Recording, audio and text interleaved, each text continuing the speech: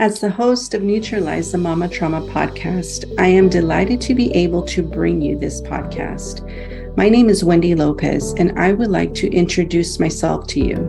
I specialize in helping people overcome their emotional blocks through different techniques, through emotional empowerment coaching and compassionate healing light facilitation. As a mom who has experienced narcissistic trauma, I help moms eradicate self-doubt in order to regain self-confidence to elevate their status both at home and at work. In our podcast, we discuss people's struggles, triumphs, and failures. We dive deeper into self-love, self-compassion, self-acceptance, and mindful, holistic tips. In every episode, I hope that you can take a golden nugget of advice and apply it to the journey of motherhood in order to raise your level of awareness. Welcome to Neutralize the Mama Trauma podcast, where you find healing and creative mental thought advice from experts on past pain, narcissistic experiences, and trauma. Today, I have a special guest, and her name is Allison Sutter. She is an intuitive spiritual mentor, channel, and author. She coaches women on honing intuition, transforming fear, and trusting the power of being your authentic self in your personal growth journey. Her newest book, The Halfways, is like a guidebook for strengthening your intuitive guidance, comes out in February, which seems like did it come out this February? It's out. Okay. Yeah, it's out. It's on Amazon perfect. now. And it's available on Amazon. So Allison lives north of Chicago with her husband. She has 2 kids in college and a junior in high school. Thank you, Allison. So happy to have you here and to be able to seek more of your guidance and insight and how we can help the audience. And before we hopped on, we talked about emotional manipulation in marketing and even with the relationship with your dad. So can you tell us like which one you want to start with? Because we felt like it tied in together. So Yeah, it's interesting. So all of us are children. We had parents and we are parents as well. So we can see this from both directions. Fundamentally, my dad loved me, but he had some beliefs about himself. He was a surgeon and a doctor. So we had these beliefs about first separating emotion. Like he had very little emotion that would come from him because he had kind of delineated, I am this, and it never changed. He was always in this position of sort of differentiating between stoicism and vulnerability, and he never went into vulnerability. And so that's one aspect of it. I was an intuitive. I've been intuitive. I'm a medium and channel since I was itty bitty. But coming into a family where they're like, no, we're not doing that. And I'm like, but it's all over the place. Like, you can't deny what's going on here. It's an emotionally charged atmosphere. So I felt stunted. I felt invisible in that regard for most of my life. And even when I tried to express my connection to intuition, is always like, oh, honey, don't think too much about that. It was sort of like, oh, pat on the head, silly girl. So there's some, mild gaslighting going on because it comes through loving words that we deny. Some of us have had the experience where our parents denied us our reality, our experience. So hopefully, if that was the viewer's situation, they're not going to repeat that. And I deliberately do not repeat that with my children. It's a very conscious choice to not repeat the. Yes. When did you realize, like as a parent, that you didn't want to do that? Or did you catch yourself that you were doing that to your child? Because sometimes, we do it unconsciously without not meaning any type of harm. But because we were surrounded by it, we intake that. So did you have an awareness? About the ages of 8, 6, and 4, I made a deliberate choice to not parent from fear. And when you're denying someone else their reality, it comes from a place of fear because it's different from what you've experienced. And so, it's sort of like, I believe it comes from a place of fear because it's different. Your child tells you something. Let's say your child tells you, I see grandma in the corner. You're like, oh, honey, no, you don't. That's not possible, because you're like, oh, what is that? Like, I Right. don't know what that is. Therefore it must be wrong. It's like we do this through all different kinds of contexts with our children, their self-expressions, through clothing, through their identities. We tend to, it's done to us and we do it to them. It feels very natural because we take this position of authority as the parent. I know best. I live longer, blah, blah, blah, which is not true. We've just lived Yes. longer. That's the end of the sentence there. Yes, That's it. exactly. That's all we have. Yes. And that's what I Um, wanted to reiterate about how I said that it's unconsciously, and you said, yeah, it just comes natural, right? That is something that we learned. And so it's natural for us to do it with with our children. However, I love what you said, that it comes from fear. And so then we're denying the reality of our children. And you said it comes in yes, different very much forms, so. right? So Hmm. that's huge. Absolutely. That's like, Mhm. especially the ages that you said where your kids were at those ages, the very younger Hmm. ages.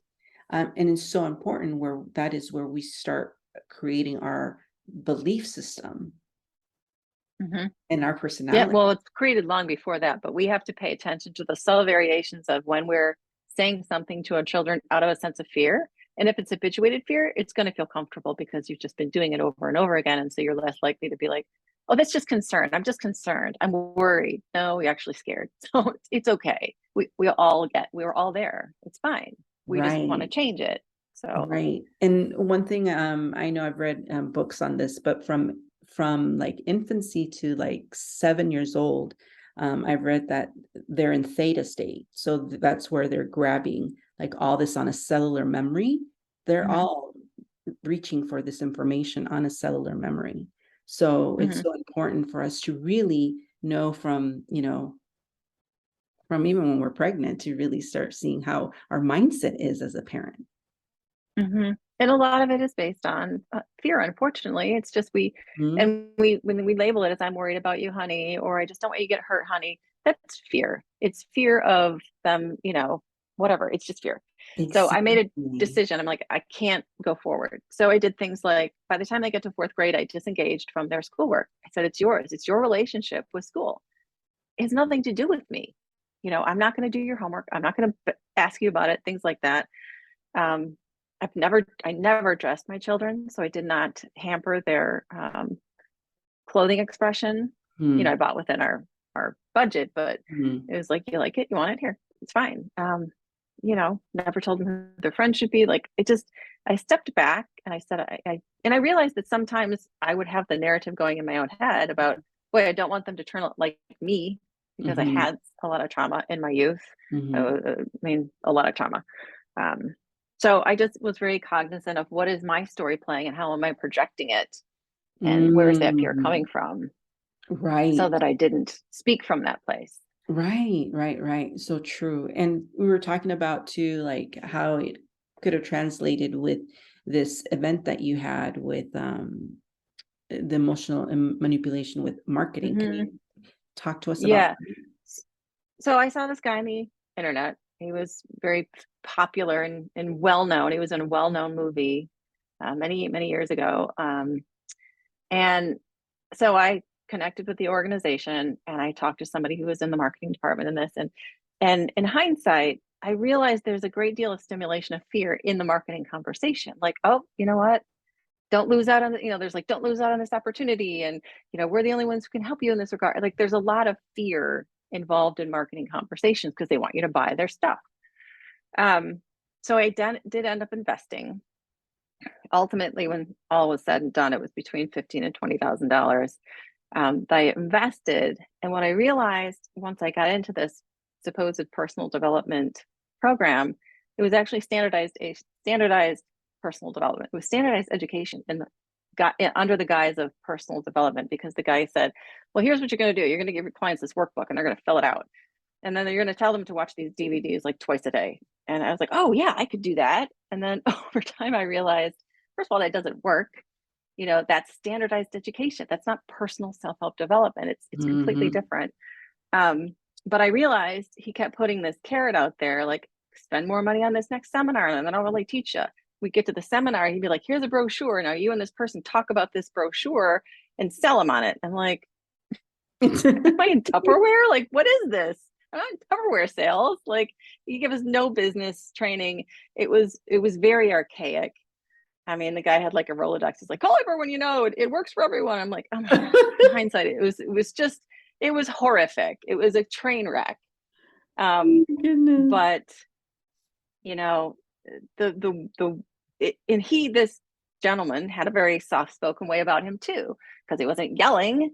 You don't think, oh, there's something harmful and emotionally manipulative. And I remember him walking up and down the aisles of this seminar, because I was a facilitator, which, by the way, the facilitators had to pay their own way, pay everything you had to pay. It was just it was like a gift to work with this guy. I was like, Okay.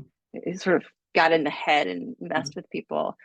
But he's walking up and down the aisles of this seminar, and he's like, right now it costs, when it was more than I paid, $25,000 to be a facilitator, and get in now or I'm going to charge $35,000. He's just throwing out numbers as if they meant nothing.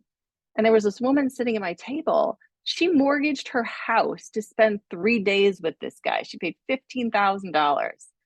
So there was a lot of money, emotional manipulation wrapped up. And of course, when it's soft spoken, right. you don't connect the dots to the kind of manipulation and the narcissism that's going on, because it's very gentle and soft spoken. And hindsight. So when I got out of all of that, I said, there are certain things I'm not going to do. I will never market in fear. I will never coach in fear, which is what got me to do what I do. Because when I left there, I had no money, I have no self-esteem. I'm like, what do I have left? I feel completely used up. And I said, I have my intuition, I have my authenticity, and I have the ability to transform these fears that are, like anvils around my neck. It's like, I can do those things. Right. And I can get better. So yes. And I wanted to talk about that because that's pretty common. I mean, that happens a lot, that emotional manipulation in marketing and buying and yes, fear, right? And I have my own holistic business, and I train practitioners to become, healers in this healing modality. And I've been in the market space, for the last 9 years, and I've come across many that, thank God, my intuition is very keen, that I knew something wasn't right. And sure enough, these are also famous people that, there's stories that have come out, about them in the media that I don't even have to say, but for me, it just solidified that, like, okay, I knew he was performing from, emotional manipulation. I knew, it's not coming from that true authenticity. There's money behind it. And so I kind of a like lot of times. conversation. Yes, because there is, we talk about trauma, and the whole, Neutralize the Mama Trauma podcast is about trauma, narcissism, but you can find that too when you're dealing with money. Yes. Right. And there's a lot of it in personal development is built on the back of emotional manipulation, because if you think about it, look back to these sort of like the origins, and it's the white male. The white male dominated the narrative, and it was all about money. And that if you go back, you go back to even like Napoleon Hill, like the 30s, kind of when it became more of a thing. It's all white men. They dominated it, and they put money in there, and they put emotional manipulation. And I'm like, you know what? So my thing is, we're done with that, you guys. It's over. That era is dying, because we're waking up and we're realizing that you can make a choice to work with someone or purchase a product or go to a healer, but it should never be done with a sense of FOMO, ever. Never. No, done. It's traumatic to be wheeled into those things, and then to be made promises that are just a bunch of poof. Yes, exactly. And like you said, done, like we're done with that type of marketing, and the sad thing is, I have experienced it with male and female, because, they learn from teachers or, these gurus, but now it's more like finding people that are in that place of integrity, Mhm. working with someone with integrity to really get you to where you need to go and actually Mhm. have results and progress and being able to, Mhm. have money coming in, with your clients or whatever, someone purchased Mhm. the product or service. So yeah, so that is huge for me to talk about this. And how did it make you feel when you realized that was happening to you? Because when you're in it, Oh, you're gross. excited. I'm Yeah, sure you just were excited about it. of course, at first you don't realize what's going on and you buy into the promises and you realize, oh, they're really going to help me. They said they're going to help me. Mhm. And it took about maybe close to 3 years before I woke up and was like, wait a second. So this guy has no idea what to do with the person who doesn't get a result. Of course, some people get results because Mhm. it's their permission slip. It's like it's okay. Other people don't. If you don't know what to do with the person who doesn't, you're not really teaching. You're just sort of throwing gum at the ceiling and hoping it Oh, sticks, right? right. Like That's true. that's not it. I'm an educator. I have a master's degree in education. I taught. And if you don't know what to do with the student who is having trouble and struggling, you're not a teacher, right? You're something else. And he was a salesman. That's Mhm. what he was. He was a salesman. He was not a teacher. Um, so, after a while, I was just like, holy cow, I've been hoodwinked. I've been swindled. And he really doesn't care. Really doesn't care. I mean, it started to come out in things like he would Mhm. market this one part of his program as like live calls between him and these other people. They were recordings. You were listening to recordings. You were not Mhm. listening to live calls, but everything was just tweaked just a little bit, or words were left out. So you had the impression that it was one thing and it wasn't. Um, it just was, I felt stupid. I Mhm. felt um, like, how could I not have seen this? I was Mhm. embarrassed. I was Mhm. ashamed that I gave Mhm. over that much money, Mhm. because I wanted this promise of like, you're going to be a millionaire. It's going to be great. And I thought, Mhm. oh my, what have I done? Right. And Embarrassed to talk to my family about it, embarrassed to yeah, admit it. yeah, yeah. And the road to millionaire, it's a work in progress. It doesn't just happen from, working with someone, but I believe it's that, our inner child really wants to believe the dream, right? And there is more to it because there really is work within ourselves to even catch up to those dreams and goals to be able to pursue something that you really want. So there's like stumbling Hmm. blocks. So what choice did you have to make to really like step out of like that and then create your own? Well, at that point, because I was just verklempt. I was like, I don't. And then I was after a couple months of being completely depressed. I was like, what do I have? And I had a background in actual education. I Mhm. had training in what it means to educate a student and not just deal with memorization or tests or other things. I said, okay, I have a solid background as an educator. I know how to work with people. Mhm. And then I said, I love, because I am a medium and intuitive, like I want to stay in the realm of spirituality. Mhm. So I started creating self guided courses where the fundamental principle of the course is when you're done with this course, you don't need me. I do Mhm. not want dependency involved. I want independent educational interactions. And so the foundation of all my courses were thoroughness. The goal is for you to be independent of me, not need Mhm. me, not spend more money, and to be feel like you have some competency and ability to independently utilize these concepts in your own life. So I spent a couple of years building out courses, and after a little while, there were about 5,000 students. So I had enough people telling me what their opinion was. And of course, Mhm. there are some people that go, "Oh, it's terrible," but for the more, it's like between a 4 and 5 point star for all my Mhm. classes, depending on the Mhm. person.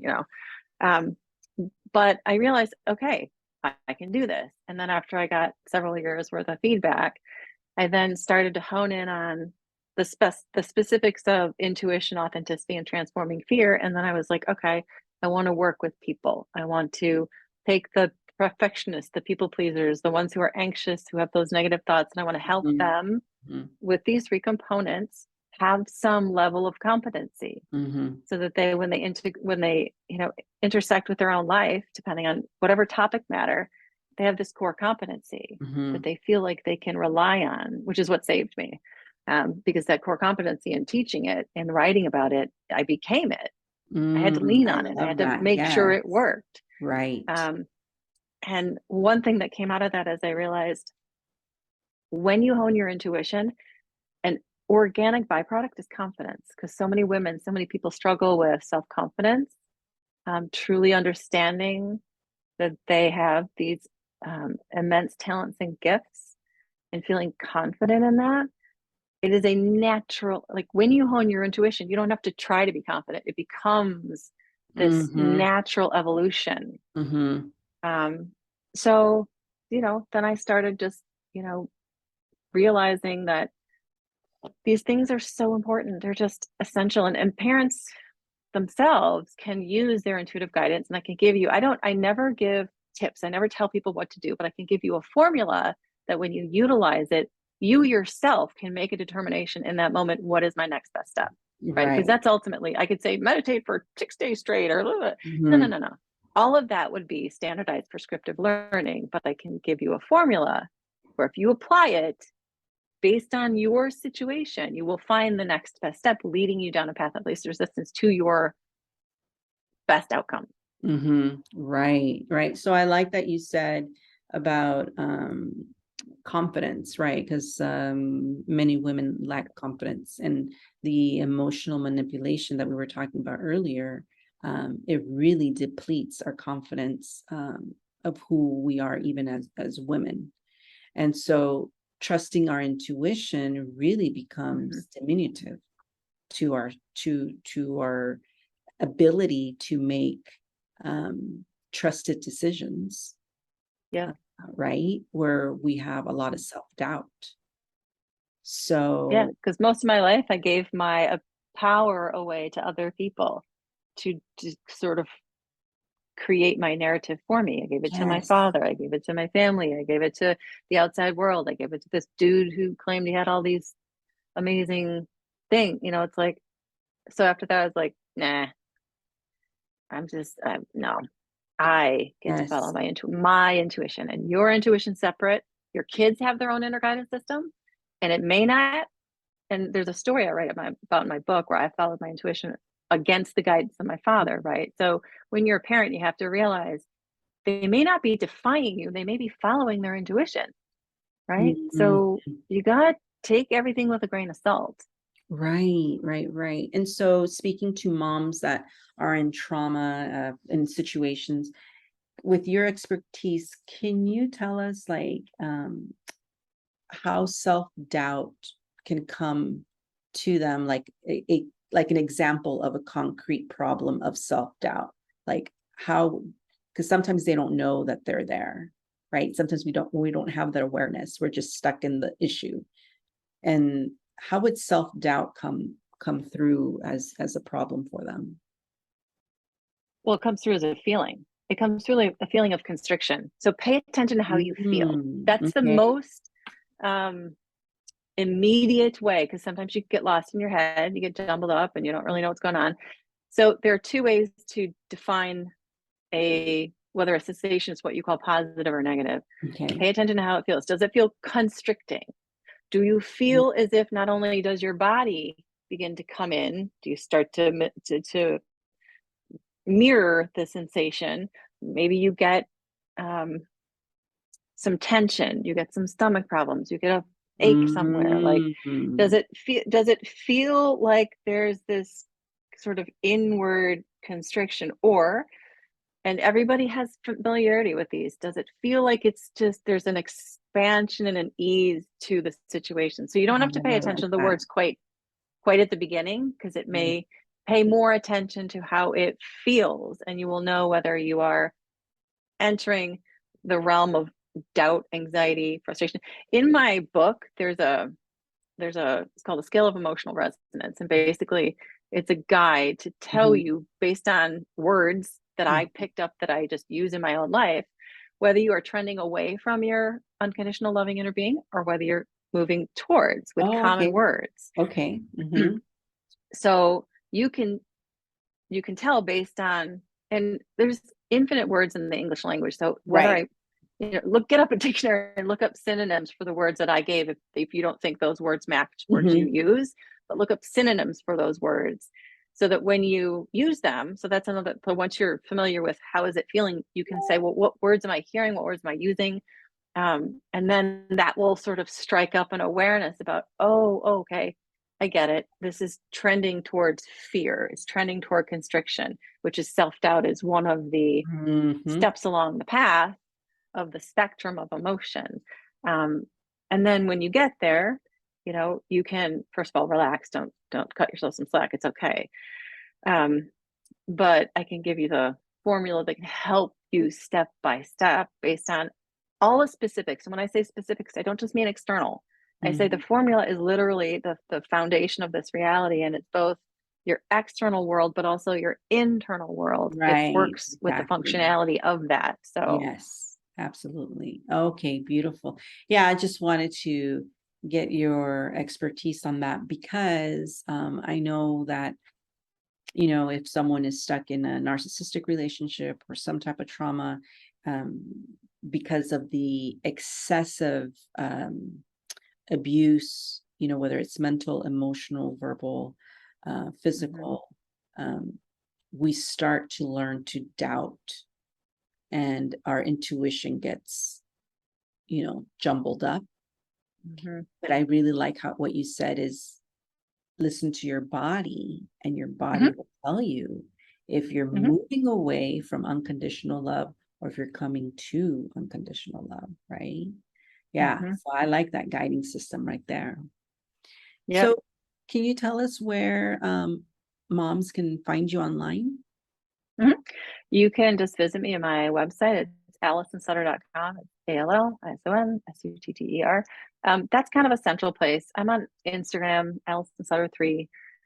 Um, from my website, there's all sorts of different portals and ways of connecting with me. Everything from watching stuff on, Instagram or YouTube to a book to an online community and upwards. So there's all different tiers of Mm. engagement. Yes, right. And can you give moms like any practical tips or advice that they can use to, if they're going through something right now, if they're, as they're listening, like something that they can apply in their life, something Mhm. practical where, from the chaos to trusting, maybe how a tip to trust the intuition or getting out of that self-doubt. Yeah. So I never actually give fundamental tips like do this or do that. This is where I'll give you the formula and I'll tell you how to sort of very quickly sort of parse through it. It goes like this. It goes follow your highest level of intuit or follow your highest level of excitement Mhm, or curiosity, joy. You can insert different mhm, words there that passion. Follow your highest level of excitement from the choices that you have before you right now in this moment. Don't make stuff up. Like, what do you have right now? Take it as far as you can take it. So you can't take it any farther. And don't demand that that passion becomes something specific. Stay in a positive mindset as much as possible. So let's take a woman who is having some difficulty or some trauma. So, and this is where that scale of emotional guidance comes into play and where it's a tool. Um, because everybody's different. So my highest level of excitement today, based on that formula, might be if I'm starting from hope, it's easier to get to something that's a little bit higher than hope. If I'm mm, starting in despondency, I'm not going to make it to joy and passion. It's too far. So based on how like your highest level just means relative to where you start.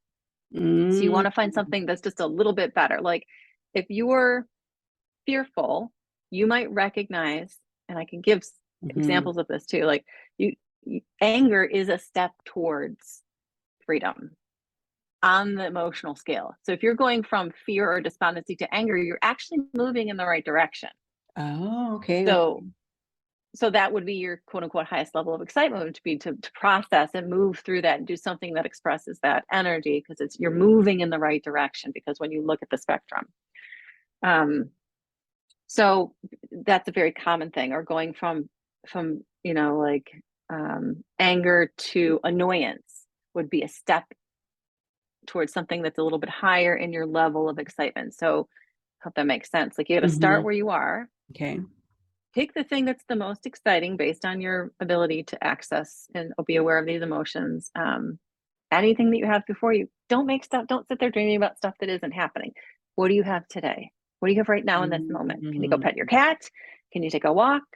Can you, maybe you do own a business and you can do something with your business. Maybe this has something to do with, relative to your kids where you can get your mind off it. Just because what that does is it gently eases off on the constriction when you're following your Oh, passion, I your was high. going to ask you, So what did that do? Okay. so it sort of inadvertently allows you to release some of the tension. And when you release some of the tension, you do this thing called shift your vibration. And you move from what's Yes. considered a vibration, which is a constriction, to a higher vibration, which means you then have access to things that are in alignment with that frequency. More Mhm. conversations that are beneficial, more inner dialogue that's beneficial. You synchronistically run into that person who solves the problem that you've been dealing with because you have shifted to a more abundant vibration by Mm. inadvertently just kind of like, what's the thing? Okay, I can go dust my desk. Okay, great. That feels a little bit better than I did before. And so you sort of move step by step. And before you know it, you feel a little bit better. Mhm. Right, right, right, right. Yes, that's so important too, right? Especially in the topic that we are on, narcissism, trauma, past pain, and we can get stuck in those levels of pain. And then Mm-hmm. what would be the next step from that, and using that process to move Yeah. the vibration, the energy, the feeling of itself too. Yeah, Mm-hmm. beautiful. Because Thank you for when you sharing. understand fun intellectually too, though, I'll say this last thing is that Okay. your passion, what you call passion, your joy, your curiosity, your excitement, is actually the language of your soul, your spirit, your higher self, Okay. speaking to you through the alchemy of hormones, because that's what feeling is. It's a hormonal reaction in the body. It's either stress, adrenals, those types of things, Mm. cortisol, or it's serotonin based types of soothing. So when you're following your passion, you are listening to your soul. You are listening to your spirit side. You are being led by divine guidance through the alchemy of the body towards things that are beneficial for you. Right. Yes. And that's how amazing our body is, right?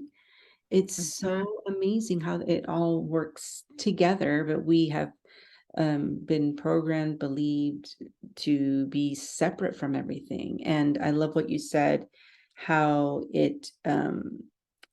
the soul is speaking to you through your body, and then that'll lead you to basically the next best feeling for you. That's really amazing. I loved how you said that. So I really appreciate you coming on and giving us some true insight of really, making us feel better.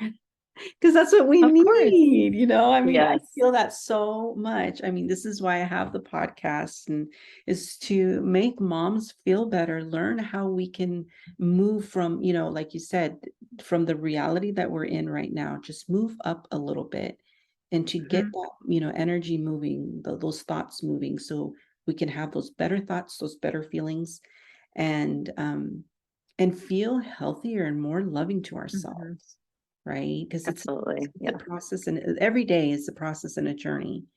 And Mm-hmm. if we can, like you said, check in with ourselves and be like, okay, where am I at today? Right? Because Yeah. it And doesn't be matter, okay with like, whoever it is. yeah, Yeah. yeah, to whoever it is, because even like, you have your life going on, I have my life going on. It's like, that's a beautiful check-in. Mhm. Yeah. Yeah. You can feel better. It's a viable option. Yes, Promise. yes, yes. Oh, I appreciate you, dear. And thank you so much for coming on. And I look forward to connecting again. Hopefully we can Yeah. collaborate on something. Um, Sure. and yeah, definitely, because you said you are a mom of two. I have something coming up called the Soul Mama Summit. That would be something that I would love for you to be a part of Oh, too. I'd love to. Yeah, Yeah. okay. My kids are older now, but I mean, I'm transitioning through having younger children to older children. So this identity of mother is evolving and changing. And Yeah, whoo, that's something too. yeah, that is something. Yeah, absolutely. Right. So motherhood evolvement, too. I mean, it does Mhm. exist. And so this is really, really good to bring awareness to all that, because we're all going to go through it. Everybody that has Mhm. their children going through those Yep. different stages. So, all right. Well, Mhm. we'll see you on the next collaboration. And I really appreciate you, your presence and your wisdom. Thank you for your tips. And moms, I really hope that you put in practice and you can reach out to her. We'll have her information. Thank you so much. We'll see you soon. Thank you for taking the time to listen to Neutralize the Mama Trauma podcast.